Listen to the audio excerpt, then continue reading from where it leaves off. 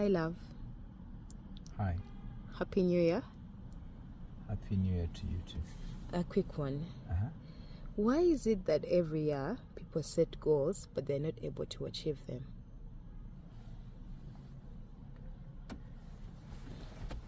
People set goals and they're unable to achieve them for a number of reasons.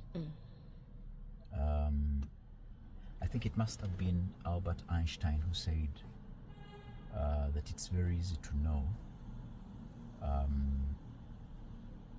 someone who lacks intelligence is when you do the same things repeatedly expecting different results. Very many people actually make goals that will change their lives, but they do not do the things that would change their lives. Take for instance, you have a group of friends who are anti-investment. Every time you talk about an investment venture, a startup you want to go into, they pour water on it. All the ideas you bring. This is good to do. They say, who does that? This is good to start. How do you do that? How do you start that? You can't do that. If you maintain that same environment, even in the new year, it means they will also be doing what they know best to deter you, to inhibit you, to hamper you, to give you the words which will reiterate in your ear that you can't do it. They do not inspire you. They can't lend you money on cheap interest to do anything. So check your environment. Number two is in this country, Uganda. I think it's usually us Christians who enter the year in the church, the Pentecostal fraternity, and maybe the Christian fraternity in total. We enter the new year from church, which is actually a good thing. And you see people telling God, I want a car, I want to go abroad, strengthen my marriage, help my kids, all these goals. But what people forget is if you're a Christian, then your best Bible verse for entering the new year is James 2:14-6, which says, faith without works is dead. If you've been struggling in your relationship with your man and you pray that God actually helps you strengthen that relationship, and the challenge you were having was hygiene, and you do not work on your hygiene, your breath, body odor, the whole entire way, without that work, no amount of prayer can cure bad breath. No amount of Bible verse recitation can cure body odor. So you have to pray as you work. If you pray to enter a new year, but you're not saving money, you have an income that is coming in, and that's cash inflow. But also your cash outflow is too huge, even competing with the cash inflow.